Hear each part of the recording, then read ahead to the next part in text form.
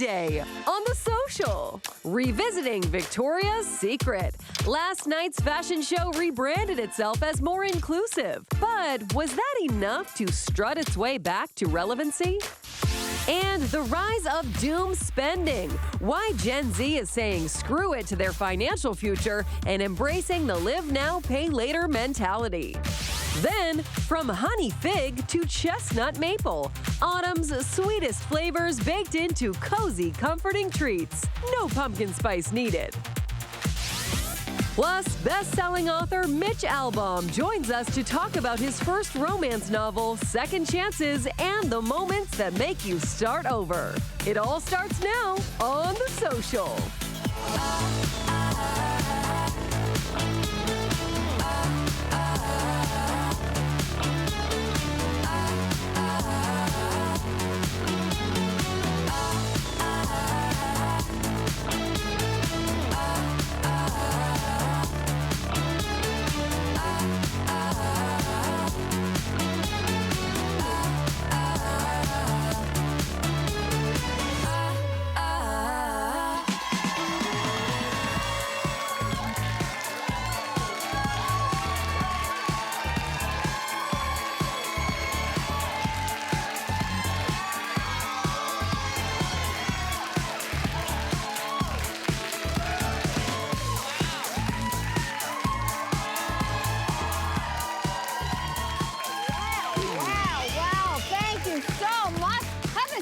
Happy Thursday. Hey, welcome to The Social.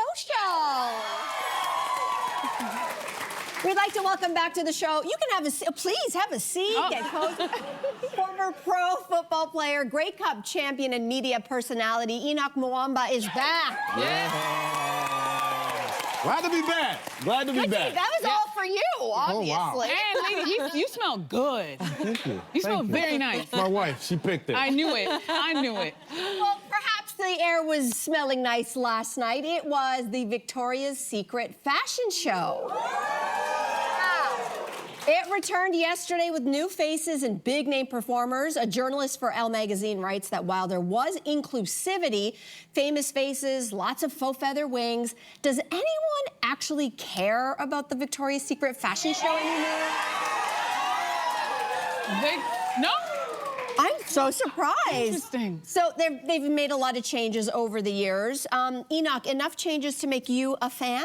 Well, look, I'm going to be completely transparent. I don't know too much about, what's been going on with Victoria's Secret. The only time I would see that V is when my wife has... Anyways, I'm not going to get there. Answer. I'm not going to get there. That's my wife's in the room answer. Good answer. But, my timeline on social media is very athletic, and I saw Angel Reese was on there. And to me, I think it's a step in the right direction, right? Having the ability to include different body types and different individuals that come from different places, all shapes and sizes. I just think it's more representative of society, and it's important to be able to include different people. And I came from, my background obviously is in football, and what I love about the game of football is that it is so inclusive. You could be 5'5" and be the most important person on the football field. You could be 6'3", 300 pounds, and we need you, right? Yeah. And so I think it's great whenever an organization tries to, or a company tries to kind of include different individuals from different places that look differently and kind of, to a lesser extent, make them feel more valuable. More valuable, but is it enough? And I'm going to say this as someone who used to be a fan of this show when it started, I don't know how many years ago. I'm out. I was tuning in and out just to see how much have things changed. And what I saw yesterday was all performative, zero transformative. Interesting. And the reason why I say that is they are trying to rewrite the script of a book that they themselves wrote decades ago, which is to make women feel inadequate, and unless you were a size 00, you were not sexy, you were not perfect. That was the narrative that shows like that pushed on people like me. I remember being in my late teens or early 20s and watching one of the first Victoria's Secret fashion show when it mattered. And I'll tell you something. Guess what would happen in the days following watching a Victoria's Secret fashion show? I would be dieting very, very hard. And you know where that comes from? Self-shame. And you know where that comes from? Looking at an organization so big that's telling us that is beauty, that is perfection. So I don't care that Ashley Graham was there. She's lovely. But the pillars of the show were still the OG angels. Adriana Lima, Candace Swanepoel, name all the top models. And you know what? They're still a size 0. How do you take I'm the out. step in the right direction, I'm though? out. Is that like a step towards better? Listen, I like the show. I actually did like the show, and I wasn't affected growing up as much, maybe because I just saw myself as like, I knew that I was 5'6", and I was never gonna walk that runway, so I just looked at it for what it was, which is a brilliant marketing campaign. Because when you think about it, Victoria's Secret is not even the top 5 when it comes to lingerie, when it comes to innovation and quality. But when it comes to name recognition, internationally, everybody knows it, right? And they had the perfect formula. You get the top models, you put them in your panties, you get a couple rock stars and a glossy set. You have to put it on television because the average person at home doesn't even get to see a fashion show, much less a lingerie fashion show. So whether you liked it or not, you're watching it because you're like, oh, there are all these pretty women walking around in their drawers and wings. I don't understand what's going on. And to me, that is the brilliance of what they've done. Have they made mistakes in their casting in the past? Yes. Have they tried to correct those wrongs? Yes. But at the end of the day, what I look at it is, it's just a fashion show with women in their drawers and high heels. Like, Yeah, I'm you not know what? expecting to learn anything from that. I hear you. It's just that, like, as somebody who loves lingerie, I had to think to myself, like, after watching the feed coming up on my feed, there wasn't a single thing that I saw that I was like, oh, I'm gonna buy that. I still was just focused on the bodies. And even though, again, they included a pregnant woman, they included athletes, they included a lot of curve models, ultimately, I was still looking at their bodies. And so there, to me, is a kind of disconnect. And I think we have to remember that Victoria's Secret is only doing all this in response to what Rihanna had already done successfully right out of the gate. Right. They did this in response to somebody who was more successful, more authentic, more representational. Inclusive. And more inclusive. And so this brand continues to feel, it's run by a man still, and that to me doesn't sit quite right. I was seeing also on my feed just these hilarious comments, people saying things like, this is so healing. And I'm like, it's a lingerie store. It is not a therapy session. This should not be any, it is And that's my point. It's a fashion show with women in their underwear and high heels. Nobody walks around But if it didn't in make regular me life want in high to buy heels. anything, if it didn't make you want to actually go out and get anything, was it successful or not? I don't know. I don't know. The fact that we're talking about it. We're talking about it. I think they accomplished their thing. That's my point. They're not getting my money, just for the record. All right. I think there's a lot of work to be done, but one step in It's the right women direction. in What are drawers you and doing high heels. afterwards? I think is the It's look. women in drawers and high heels. Let's move on. All right. Have you noticed that mustaches are everywhere again? Right? Okay. Pedro Pascal, Donald Glover, Blue Jays left fielder Davis Schneider, a Washington Post columnist, writes that we may have reached peak stash. So as the only person here with a, oh no, I can grow one too, with a mustache. Goodness gracious. I'm playing.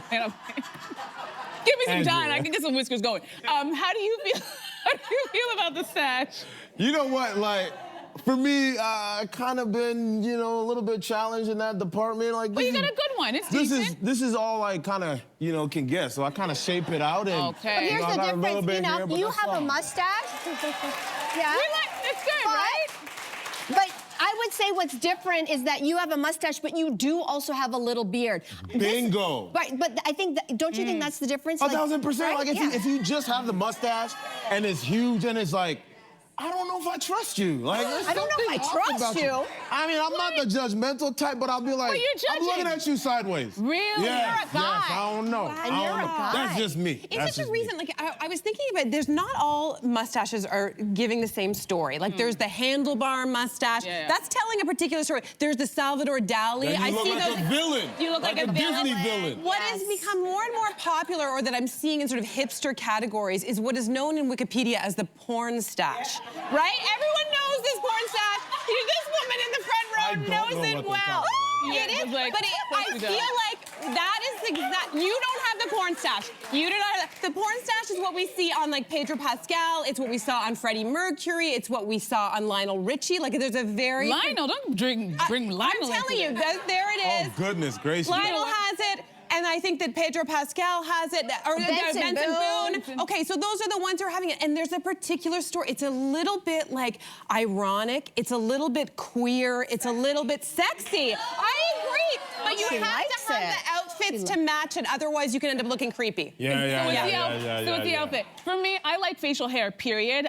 My favorite, like, I grew up with a dad who always had a mustache and a Hawaiian shirt, so for me, it's very nostalgic.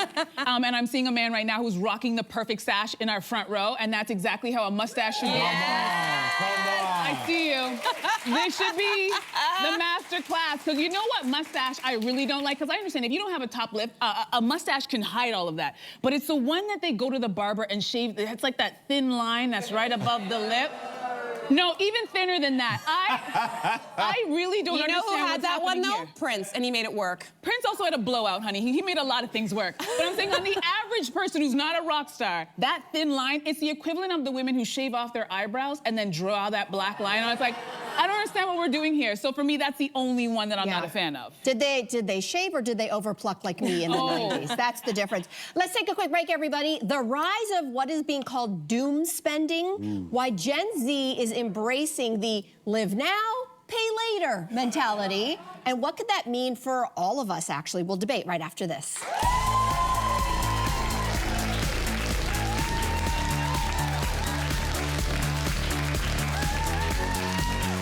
Tomorrow on The Social, The Pitch, a new documentary reveals what it took to build Canada's first women's pro soccer league and shake up a system that sidelined women for decades.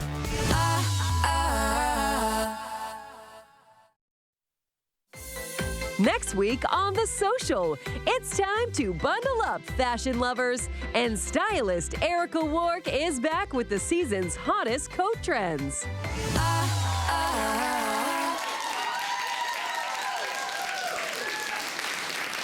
Social media is where you can weigh in on all of these conversations. She'll get us on all of our platforms. We'd love to hear from you. So Maclean's magazine has an eye-opening look at the spending habits of Gen Z Canadians, and it's not pretty. Economists call them doom spenders. Faced with the high cost of living and an uncertain future, they are racking up more debt than ever, have the highest delinquency rates, and are embracing a kind of live now, pay later mentality. So Mel, what do you make of this phenomenon? Oh boy.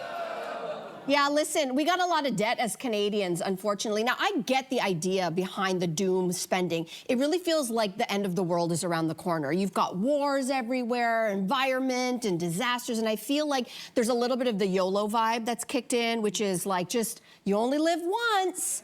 But if, as this elder Gen Xer would like to pass along, you cannot spend today like your future self doesn't exist.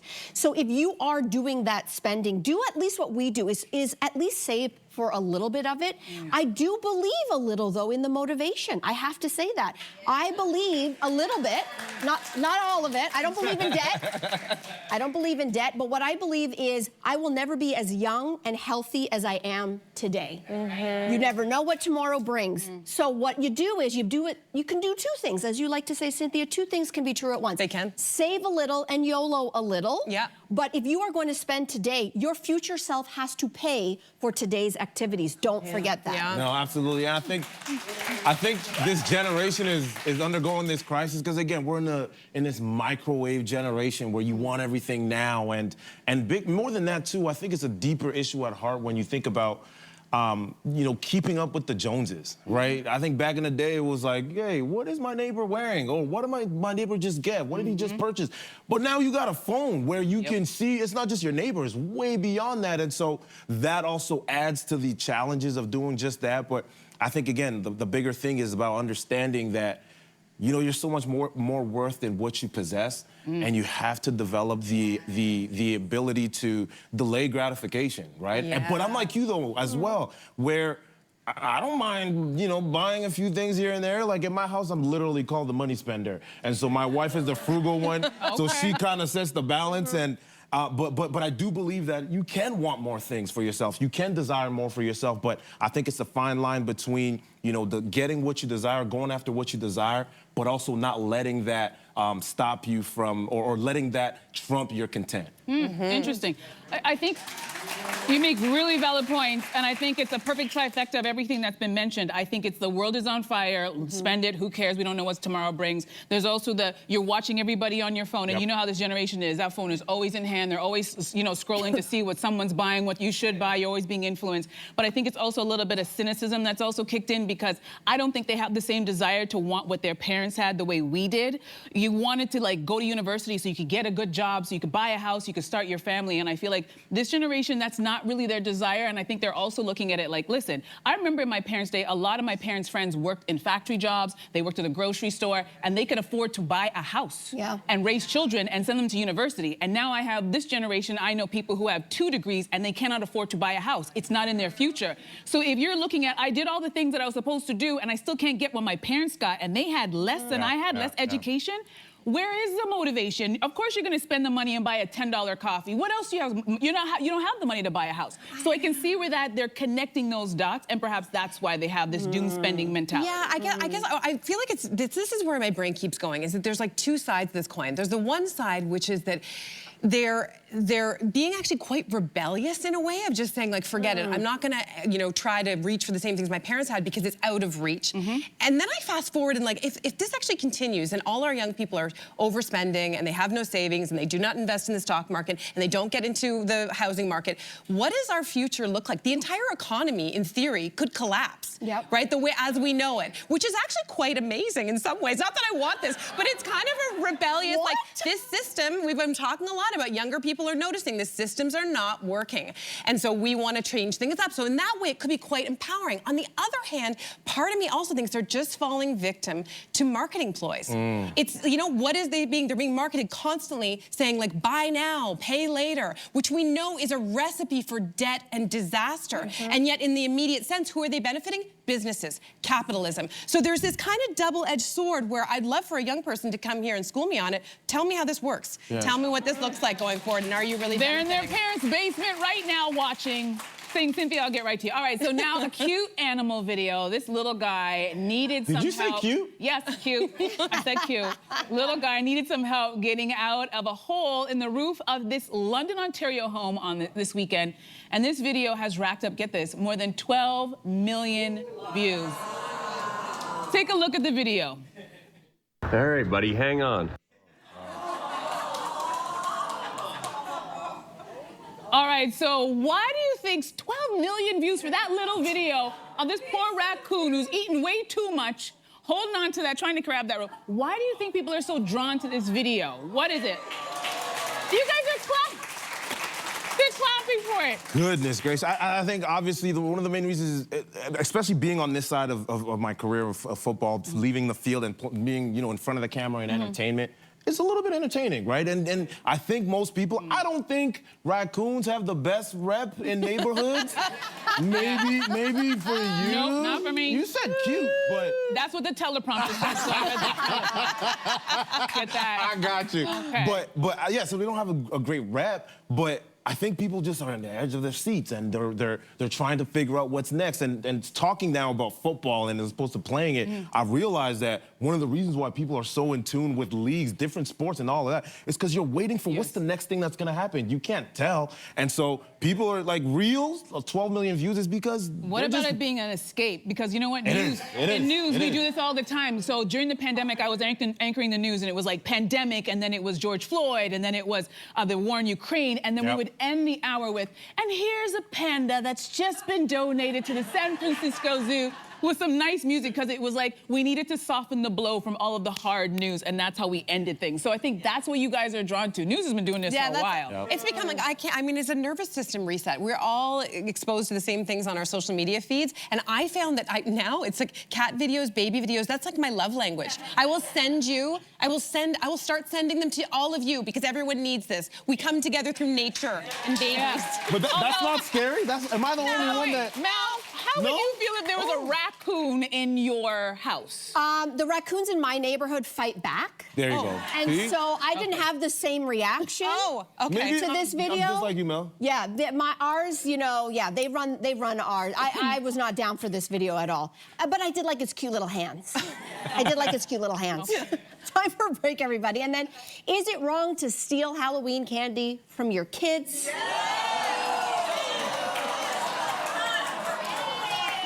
The audience is divided. Wow. We're going to find out where this panel lands after this. We'll be back.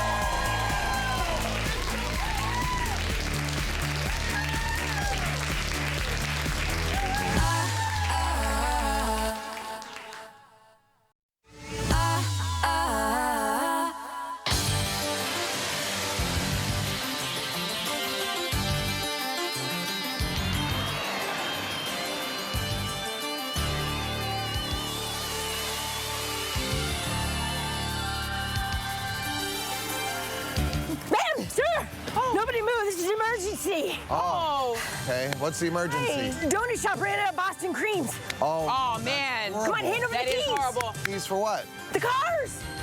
So the thing about that, so we Yeah. play detectives Yeah. on TV, Yeah. but not in real life. I don't even think these cars drive. Yeah. Kind of just push them in and pull them out. Oh, I'm in a pickle.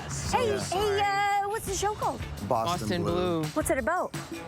Well, a Boston Police Department and a guy from New York who comes to join the department and That's right. bumps into a new partner and New family, partner? and yes, and they become this magical surrogate family. One of you guys a good guy and one of you's a bad guy? No, Both good guys. we're Both good guys. Both Hey, good you don't guys. see that a lot. You don't see Yeah. that a lot in cop shows. Yeah, where That's did you true. get this uniform? That's the real No. question. Oh, this is company issued. I understand. Really? Yeah. Special police for special emergencies like this. Like this one. This show shot in Boston? In the lovely city of Toronto. Oh, right here. That's That's great. right That's where we nice, are. nice. Yeah. I was back in Boston in 04. You know Jimmy? Yeah. Yeah. Oh, yeah, He's we good. know Definitely He's know good. Jimmy. I know Yeah. 86 Jimmys. That's right. That's right. That's Jimmy from 97 Dorchester. Sullys. Yeah. What are your real names? Sonequa. Sonequa? Martin Green. Oh, that's beautiful. Thank And you. I'm Donnie Wahlberg. That's okay. That's nicer. It's a nicer name. Donnie. Yeah. I like the cut of your jib.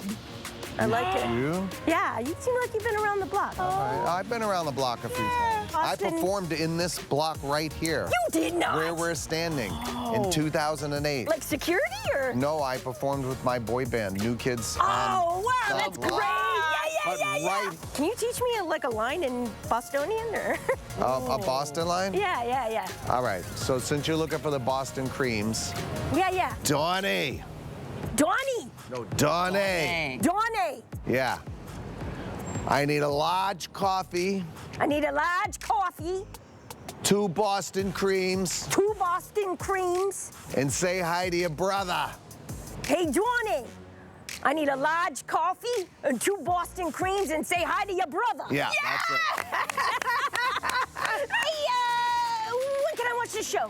It's Friday. on Friday nights. Friday Same nights. time slot as Blue Blood. 10 p.m. 10 p.m. Friday That's night right. CTV. That's right.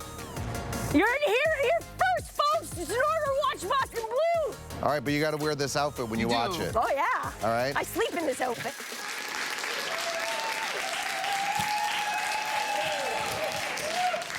I don't know why she's not on SNL yet. I don't know why. And P.S. Donnie Wahlberg, original blockhead, New Kids on the Block. Moving on. Moving on. A husband wrote to Slate because he is absolutely fed up with his wife stealing his kids' Halloween candy. I don't know why I said that with a Boston accent, but here we go. He says that she will take 5 to 10 pieces while their boys are away at school, and then the kids will notice when they get home, and guess what? They start blaming each other for stealing each other's candy. Is stealing your kids' candy okay, Henoc? This is a safe space, right? Yes, of course. I'm gonna be transparent. I have done that before, once or twice. We have kids, but there's a reason and a purpose, Talk to right? me. You know, listen. At our house, we have something that I call dad tax. So whatever you get from me, dad tax. No, there's a lesson in that. You learn about taxes, finance, and just dealing with reality. Sometimes you have, sometimes you don't, and you gotta share with your sisters. Is there a limit, That's though? what we talk like, about. You know how, like, I don't know, when I was a kid, I would organize my candy in, like, the top tier level. There would be the ones that I wanted, the most valuable ones, the big bars, and there would be less. Like, are you gonna go to your kid and you're gonna take what is most Top valuable? tier. Top tier? Top tier. Yes. It is what it is, man. No holds barred.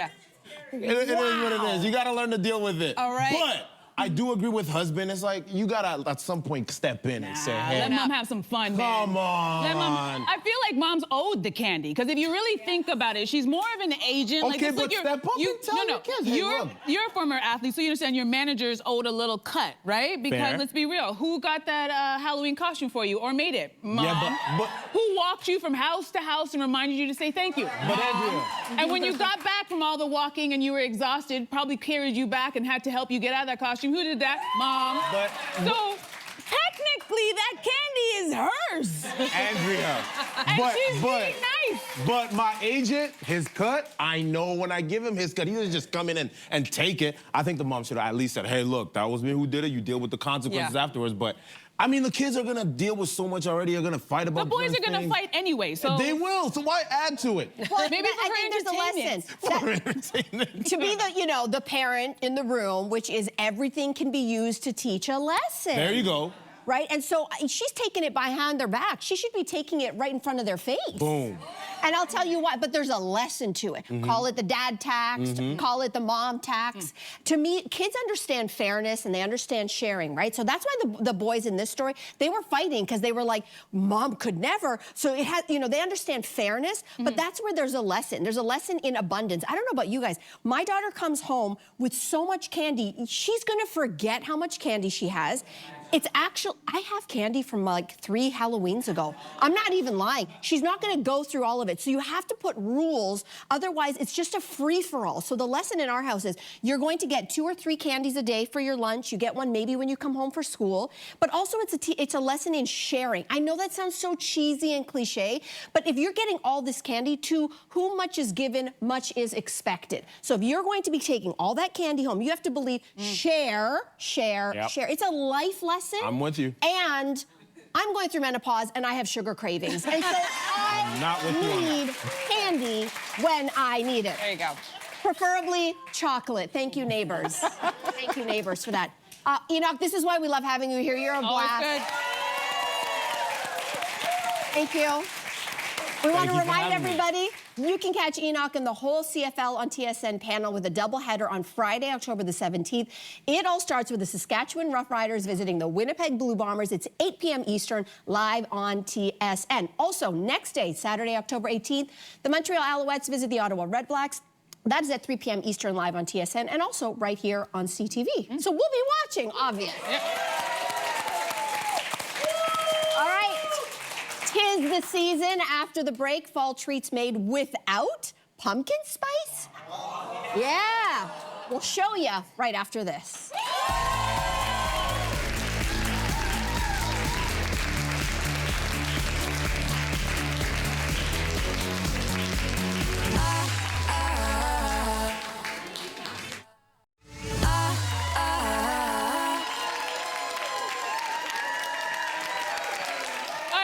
Back. Pumpkin spice might steal the spotlight as soon as summer ends, but fall is full of cozy, rich flavors just waiting to be baked into something delicious. So here to share her favorite autumn-inspired sweets is cake artist and cookbook author Susie Gazzalone. Welcome back to the Good to be here. Listen, we're excited for you to be here. So talk to us. What is it about these fall flavors that lends itself to baking? When you think of fall, you think of the comfort and coziness of it. And the first thing that comes to mind is the cinnamon and nutmeg and maple syrup and all those like roasted fruits and chestnuts and... Well, let's go there. Like, you're trying to get us hungry? What are you doing? I'm so excited. So why don't we start with the first dessert? You've made a honey, fig, and orange olive oil cake? Ooh. Right? Can you tell us about this? Such a Mediterranean-inspired cake, one of my favorites, and I just had to. A little nostalgic too. Okay. So you have the olive oil that basically acts like a bridge to the orange citrus, right? I'm listening. Let's dance. Orange citrus and the figs. And the figs, when they bake, they get all jammy and it's right in there in the cake, itself. And then you top it off with a drizzle of honey and brings all the flavors together. So you're getting that indulgent, sweet taste, but still like simple and elegant. Sweet. No, not too sweet. Yeah, you're describing it perfectly because it's exactly what it tastes like. So what flavors do and don't work with the olive oil cake? So olive oil is a very pronounced ingredient. So you want things like the figs and maple and cinnamon because those enhance that flavor. It brings it out more. You don't want delicate flavors like vanilla. Olive oil will eat that up, or even heavy chocolate. It competes against the olive oil. So no heavy chocolate, no vanilla. Gotcha. No delicate. Okay, so what's your tip to make sure this cake turns out? You have to get quality olive oil. Okay. In everyday life, you need good and quality. how do we choose that? Agreed. Right?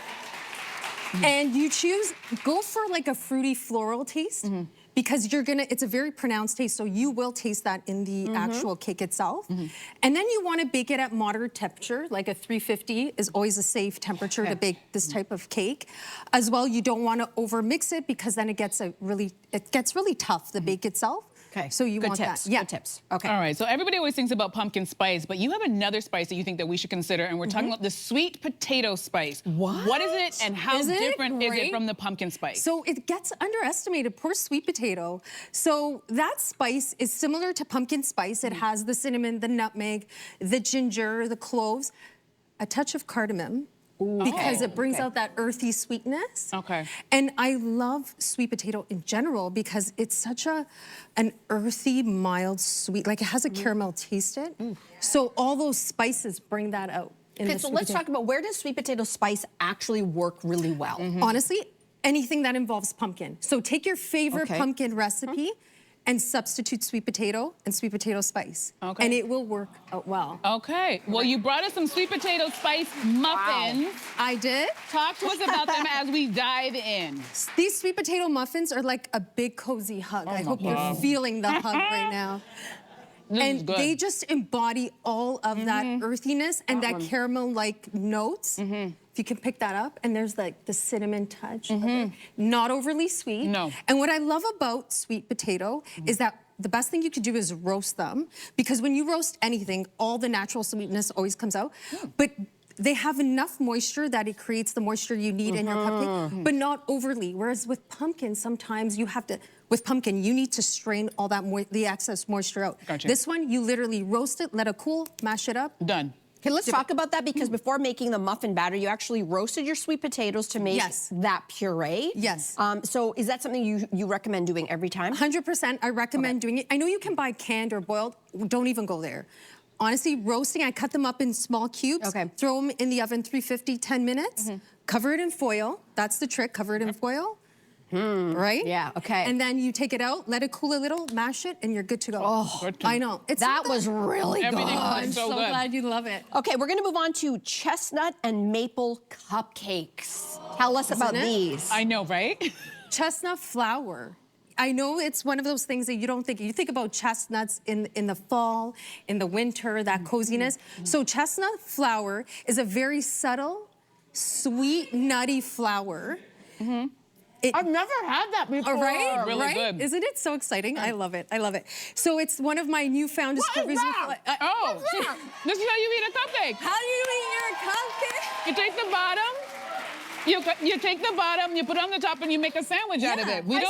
I see my daughter do that. Oh my gosh, this is because your daughter's a genius. Right? And now you have all of it. You have your maple cream cheese buttercream mixed with your chestnut flour. Oh, we're Portuguese, we love chestnuts. We love chestnuts. Like right now, I was telling them, I want to roast those chestnuts in the oven, 350, 20 minutes, let's do it. Talk to us, oh my gosh. So the chestnut flour, one thing I do want to mention about that, mix it with all-purpose. Because it's such a light and absorbent flour, it lacks a bit of structure. The all-purpose helps create more structure for it, and that's why you still have that softness, but it's not crumbling in your hand. Got you, because I think most people are familiar with almond flour and oat flour, but I've never heard of chestnut flour. So when can you use chestnut flour? You can basically use it in any of your baked goods. It's a naturally gluten-free flour too. Just saying, that's an option as well. Okay. And again, you just mix it with your all-purpose. You can use it in pancakes, loaves, cakes. It's delicious. Everything. It's really, all right, really so nice. first of all, everything's been delicious, but for our final dessert, you brought us a roasted pear and rosemary upside down cake. What? Right? Talk to us while we stuff our faces. I love this. Music to my ears. This is rustic elegance in cake form right here. Okay. So the best part about this cake is that I caramelize the pears. So in a pan, in the oven, 350, some sugar, brown sugar, and butter, and you let it melt for a bit. Then you place all your pears. You let them roast for 10 to 12 minutes, and it creates that caramel, juicy taste. And then it's topped with a soft, buttery sponge cake. And essentially, all the juices from the pear and the caramel just get infused into that cake, creating that soft, delicious sweetness. Beautiful, magical cake that we're eating. You got to give us the tip. So, like, what is the hottest tip for making an upside-down cake? Hottest tip, find... so, for example, pears, nice ripe pears. Okay. Don't do mushy. mushy will literally Fall apart. Fall apart, Okay. and you don't want that. So that's my biggest tip there. And make sure, you know, you line your pan with parchment paper, because the worst part with an upside down cake is when you go to invert it and it's a just mess. And it gets, yep, right? we know that frustration. And not one pumpkin spice to be found. Susie, No. thank you for all of this. Thank This is you. delicious. Thank you. Great job, great job. Delicious. Thank you, ladies. Wow. All right, we'll be right back. Best-selling author Mitch Albom is here in a minute. We'll be back right after this. I can't wait, These I are can't wait. so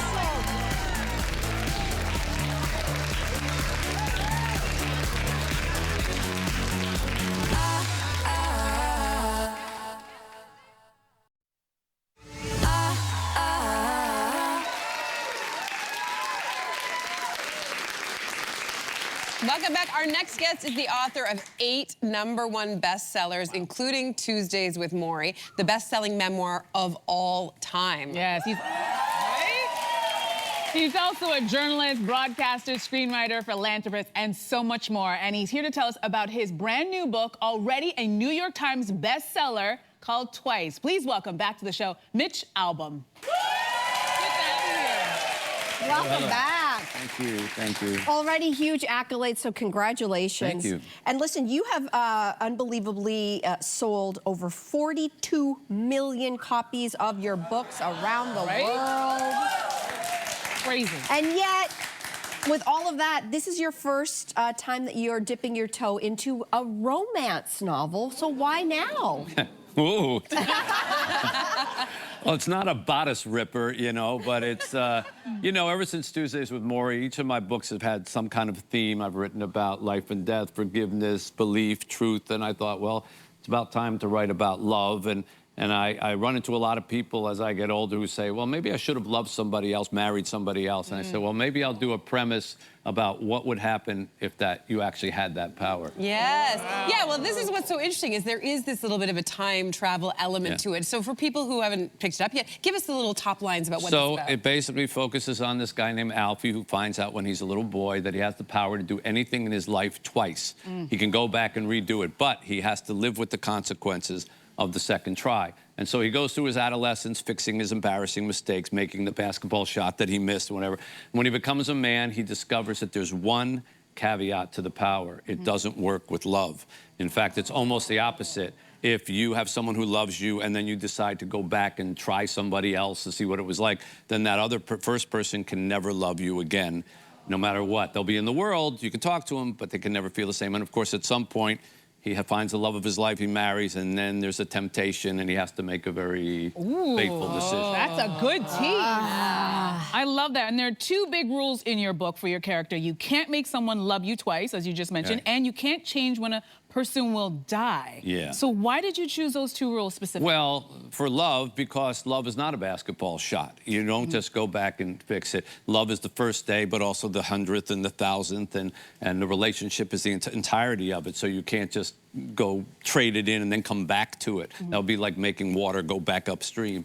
Life and death, because we don't have that power, that's God's power. And so to be able to say, you know, well, I'm going to go back and keep somebody alive who didn't, now he's a superhero. And I don't write books about superheroes, I try to write about real people. So There's actually a line in the book that says, the truth is you never do as much good as you could. yeah. What did you mean by that?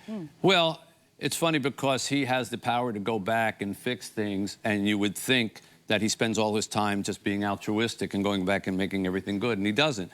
He spends a lot of time doing stuff for himself. And I found that to be true about all of us. You know, I try to do a lot in charity, but I always feel that, you know, there's one more thing I could do. There's another day that I could do. And really, how many of us can say that every single day of our lives we do something good for somebody else?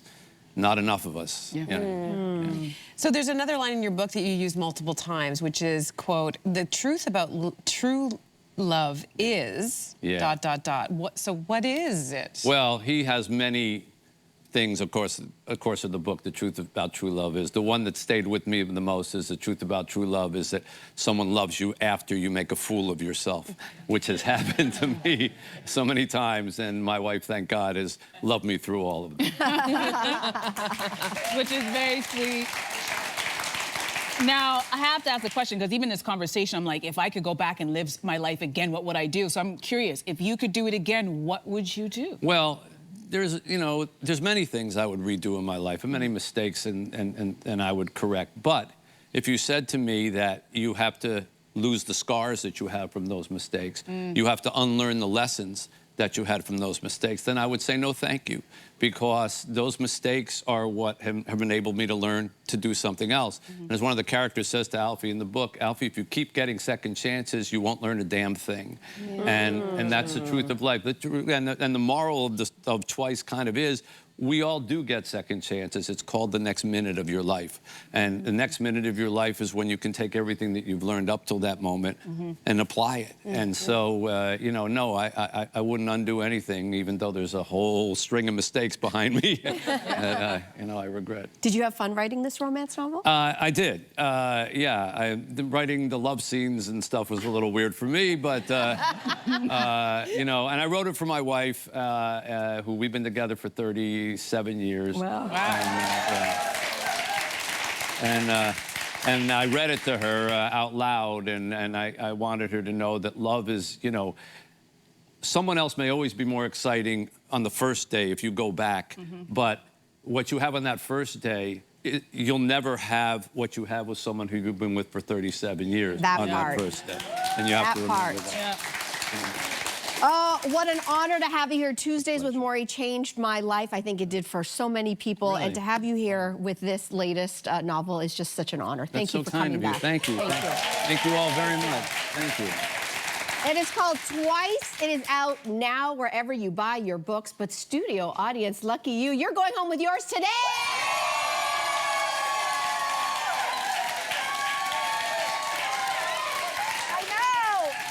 Take a break, everybody. We'll be back right after this. Thank you.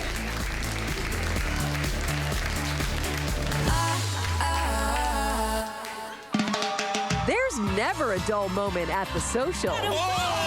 We're going to have one heck of a time. With hot takes and fiery debates. I'm too old for Leonardo DiCaprio anyway. We dive headfirst into juicy conversations. Where are his wild oats now? No topic is too messy. I'm gonna blame all of the boyfriends that I've had. No discussion too heated. That is an invasion, in my opinion. We break it down and stir it up. Is that a red flag? Just real talk and fresh opinions. Unfiltered. It's hard. Unexpected. This conversation has changed significantly. And always entertaining. Are you guys having a good time? Watch The Social, weekdays at 2 p.m. on CTV.